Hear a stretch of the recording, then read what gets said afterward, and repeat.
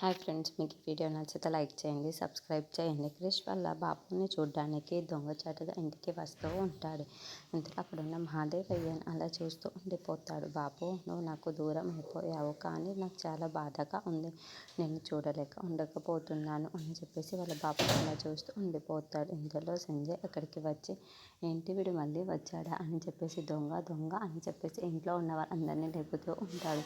ఇంతలో ఇంట్లో ఉన్న వాళ్ళందరూ అక్కడికి వచ్చి, ఎవరు వీడు అని చెప్పేసి తనకున్న మాస్క్ని తీసేస్తూ ఉంటారు.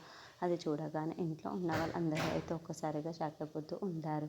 ఏంటి క్రిష్ ఇలా వచ్చారు అని చెప్పేసి అనుకుంటూ అందరు క్రిష్ వైపు కల చూస్తూ ఉండిపోతారు. ఇంతలో అక్కడున్న క్రిష్ మాత్రం, నాకు బాబుని చూడాలనిపించింది, నాకు బెంగగా అనిపించింది, అందుకే నేను చూడడానికి ఇక్కడి వరకు వచ్చాను, ఇలా వచ్చాను అని చెప్పేసి అంటూ ఉంటాడు. ఆ మాటలు వినగానే అక్కడున్న మహాదేవయ్య మాత్రం ఒక్కసారిగా షాక్ అయిపోయి క్రిష్ వైపు అలా చూస్తూ ఉండిపోతాడు. ఇంతలో అక్కడున్న మహాదేవయ్య మాత్రం, ఏమో బాబుని చూడడానికి వచ్చావో ఇంకేం చేయడానికి వచ్చావో ఎవరికి తెలుసు అని చెప్పేసి అంటూ ఉంటుంది.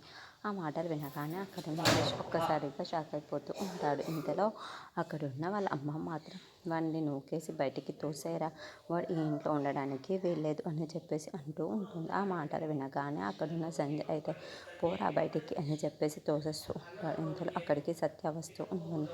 క్రిష్ అని చెప్పేసి తనని గట్టిగా పట్టుకుని ఉంటుంది. ఏంటి క్రిష్ నువ్వు చేస్తుంది, నువ్వు బాబు బాబు అని ఇంతగా బతిమిలాడుతున్నావు, కానీ మీ బాబు చూసావా, నీకు ఎంత అవమానం జరిగినా సరే అలా మౌనంగా చూస్తూ ఉండిపోతున్నాడే తప్ప నీకోసం ఏదైనా చేస్తున్నాడా, ఎందుకు నీకు అంత ప్రేమ అతని మీద అని చెప్పేసి అడుగుతూ ఉంటుంది. ఆ మాటలు వినగానే అక్కడున్న క్రిష్ అయితే ఒక్కసారిగా షాక్ అయిపోయి వాళ్ళ బాబు వైపుకు చూస్తూ ఉండిపోతూ ఉంటాడు.